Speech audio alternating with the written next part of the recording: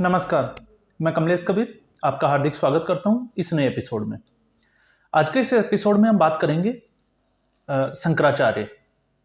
शंकराचार्य की जो 4 पीठ है और खबरें चल रही थी कि शंकराचार्य जो है वो चारों ही शंकराचार्यों ने राम मंदिर के प्राण प्रतिष्ठा समारोह में आने के लिए मना कर दिया है। और इस मुद्दे को जो है वो जोर शोर से उछाला कांग्रेस पार्टी ने। तो कांग्रेस पार्टी ने क्यों उछाला और शंकराचार्य की उस चिट्ठी में क्या था, हम उस पूरी खबर का विश्लेषण करेंगे। सबसे पहले हम बात कर लेते हैं 22 जनवरी को रामलला की जो है वो प्राण प्रतिष्ठा समारोह रखा गया है।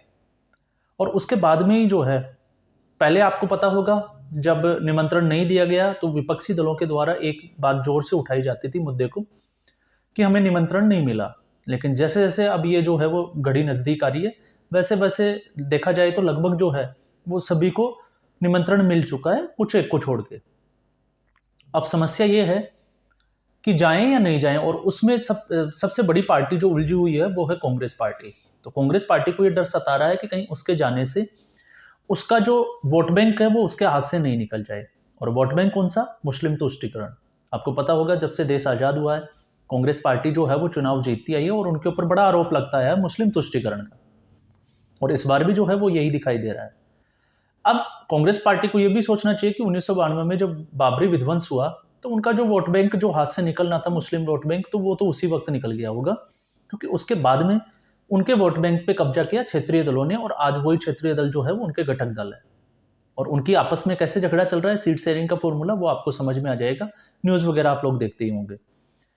अब कांग्रेस पार्टी ने जो है वो कल परसों जो है वो आधिकारिक तौर से एक घोषणा कर दी कि कांग्रेस पार्टी रामलला के प्राण प्रतिष्ठा समारोह में नहीं जाएगी। क्यों नहीं जाएगी, उसके पीछे का उन्होंने कारण भी दिया। और कारण जो था उसमें एक तथ्य जो उन्होंने सामने रखा कि चारों शंकराचार्य जो है वो भी इस कार्यक्रम में हिस्सा नहीं ले रहे। वजह क्या बताई? वजह बताई गई कि मंदिर का जो है वो अभी निर्माण कार्य चल रहा है, मंदिर अभी अधूरा है, तो फिर प्राण प्रतिष्ठा में जल्दबाजी क्यों? तो ये एक जो है वो पूरा बीजेपी और आरएसएस का एक चुनावी प्रोपेगेंडा है। ये खबर जो है वो फैलाई गई।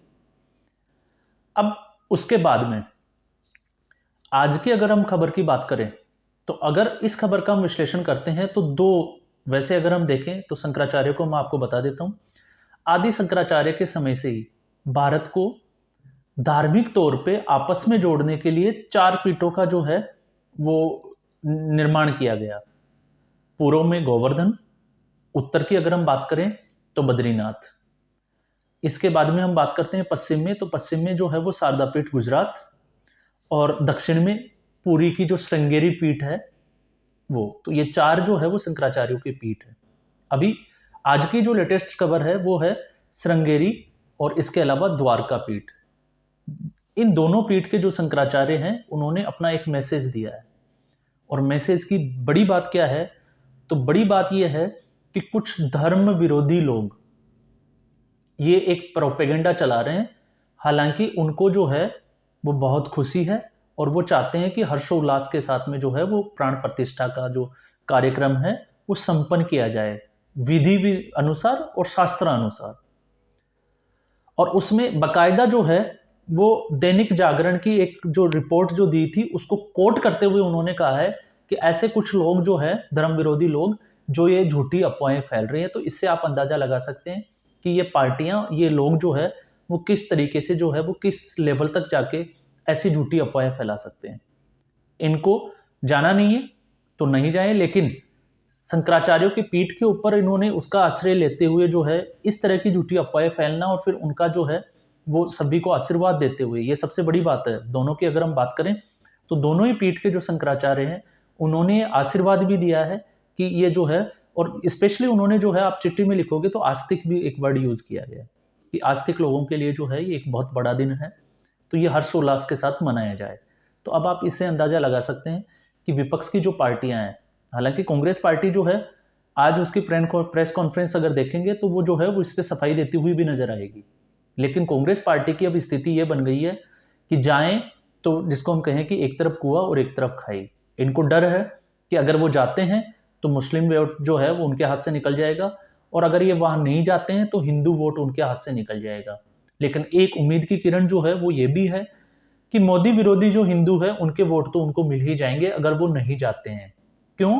क्योंकि इस पूरे देश में एक तबका ऐसा भी है जिनको प्रधानमंत्री मोदी चाहे कुछ भी करें, चाहे हम कांग्रेस पार्टी की हम बात कर लेते हैं, तो कांग्रेस पार्टी के आज तक का हमने देखा है, जब से नरेंद्र मोदी प्रधानमंत्री बने तो उसके बाद में कोई भी फैसला ले, इस पार्टी ने और इन लोगों ने जो है इनका विरोध ही करना है। तो ये इनका जो चश्मा है ये वामपंथी चश्मा हम कह सकते हैं। तो अब ये जो है वो स्थिति बनी हुई है और इसी स्थिति पे अब धीरे धीरे जब ये तारीख नज़दीक आ रही है 22 जनवरी, तो आप देखिएगा कि एक दूसरे के ऊपर आरोप और प्रत्यारोप दोनों जो है वो बड़े जोर शोर से चलेंगे। पहले आपको पता होगा मुद्दा ये भी उठाया गया था कि आडवाणी जो 1992 की रथ यात्रा के जो है वो प्रमुख माने जाते हैं, राम मंदिर के लिए जो लड़ाई लड़ी गई उसके, तो वो उनको जो है वो बुलाया गया है, लेकिन उनको जो है वो आने के लिए मना कर दिया गया है। ये कांग्रेस पार्टी कहती थी और कांग्रेस पार्टी ने ये भी कहा था। क्यों मना किया गया? क्योंकि वो प्रधानमंत्री मोदी जो है वो इसको एक इवेंट की तरह देखते हैं। लेकिन विश्व हिंदू परिषद का ये कहना था कि आडवाणी जो है उनकी उम्र जो है वो 90 के पार हो चुकी है, तो स्वास्थ्य कारणों से उनको जो है वो इस भीड़ में नहीं आना चाहिए था। और अब जो है वो खबर ये आ रही है कि आडवाणी भी जो है वो इस कार्यक्रम का हिस्सा होंगे। तो अभी ये स्थिति बनी हुई है। दूसरा है, ये भी खबरें आ रही है प्रेस कॉन्फ्रेंस करके कांग्रेस पार्टी की अगर हम बात करें तो उनकी ही बातों का खंडन करें तो कि ये जो है वो आस्था एक व्यक्तिगत विषय है और राम मंदिर जाना जो है वो किसी निमंत्रण का मोहताज नहीं है, मतलब निमंत्रण की जरूरत नहीं है।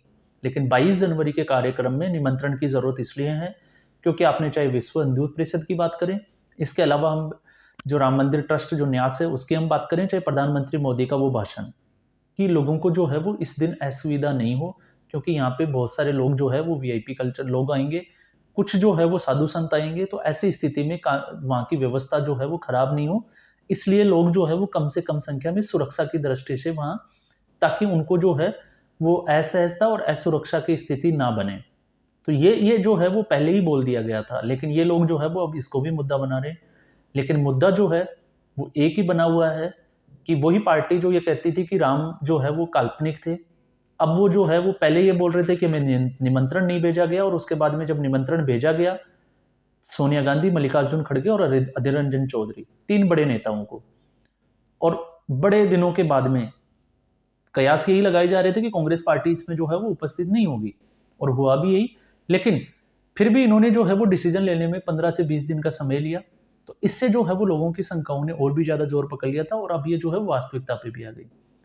अब वास्तविकता के बाद में अब लोग कांग्रेस पार्टी की हम बात करें तो कांग्रेस पार्टी में ही अब जो है विरोध के स्वर जो है वो भी उठने लग गए हैं। आपने देखा होगा अब कुछ खबरें आ रही है कि कुछ कार्यकर्ता और कुछ नेता जो है वो पार्टी छोड़ने के लिए तैयार है, और कारण क्या है? कारण एक ही है कि राम मंदिर के विरोध में, उनकी राम की जो आस्था थी भगवान राम में, उसके खिलाफ जाके अगर कांग्रेस पार्टी ये बयान करती है तो फिर वो वोट मांगने किस मुंह से जो है वो लोगों के पास जाएंगे।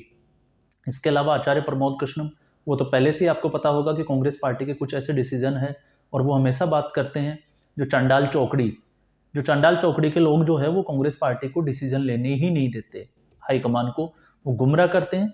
और ये जो है, अब ये चांडाल चौकड़ी कौन है, नाम तो नहीं लेंगे, लेकिन आपको पता होगा आचार्य प्रमोद कृष्णम भी इनका नाम नहीं लेते, लेकिन सभी को पता है कि ये चांडाल चौकड़ी है कौन सी। और ये लोग जो है वो पूरी तरह से कांग्रेस पार्टी का सफाया करके और गांधी परिवार को, जिसको कहते हैं कि राजनीति से दूर कर देंगे।